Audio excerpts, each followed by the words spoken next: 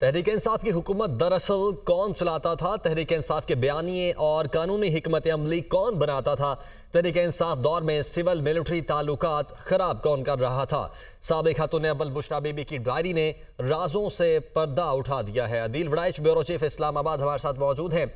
عدیل، کیا کہانی ہے اس ڈائری کی؟ کون سی ڈائری ہے، کہاں سے آئی اور کیا کچھ لکھا ہے؟ جی،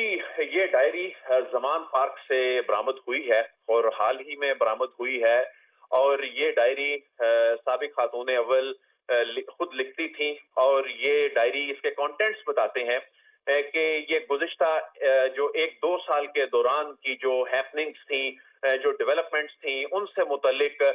وہ اس ڈائری میں چیزیں تحریر کرتی تھیں، اور اس میں ہوش ربا انکشافات سامنے آئے ہیں۔ اگرچہ اس ڈائری کے کچھ صفحے، جب یہ ڈائری برآمد کی جا رہی تھی تو کچھ صفحے پھاڑ دیے گئے، اور وہ اس بات کا امکان ہے کہ وہ صفحے بھی انکشافات سے بھرپور ہیں اور آنے والے چند دنوں میں سامنے آ سکتے ہیں۔ اور یہ 2020 اور اس کے بعد کی جو صورتحال ہے،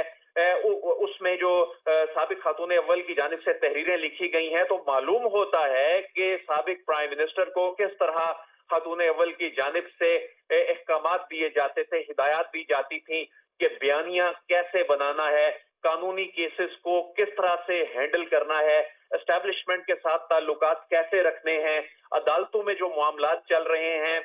ان کو کیسے لے کر چلنا ہے، عدالتوں میں جا کر وکلا نے کیسے بات کرنی ہے، اگر عدالتوں میں اہم کیسز جب چل رہے ہوں تو اس دوران آپ کے وکلا کو کیا سٹیٹمنٹس دینی ہے، روسٹرم پر کیا بات کرنی ہے، یہ سب اس ڈائری کے کانٹینٹس بتاتے ہیں، جو کہ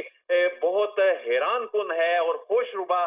یہ انکشافات ہیں۔ اسٹیبلشمنٹ کے ساتھ جو تعلقات کا جو اس وقت کہا جاتا تھا کہ سول ملٹری تعلقات کا صفحہ پھٹ گیا ہے، وہ اس ڈائری کے پھٹے ہوئے صفحات بتا رہے ہیں کہ بنیادی طور پہ ان تعلقات کو خراب کرنے کی کوشش خود ایوان اقتدار میں خاتون اول کی جو ڈائری ہے، وہ انکشافات وہ بتا رہے ہیں کہ وہ کیسے خراب ہوئے تعلقات۔ تو اس میں جو سابق آرمی چیف ہیں ان کو ایک کوڈ نیم سے بلایا جاتا تھا، مامو کے نام سے کہا جاتا تھا کہ ان سے کیا بات کرنی ہے، اور اس ڈائری کے جو کانٹینٹس ہے وہ بتاتے ہیں کہ گورنر راج لگنے کی صورت میں کیا کرنا ہے، شہر بند کرنے کی تیاری کی جائے، اپنی تگڑی لیگل ٹیم جو ہے وہ تیار کی جائے۔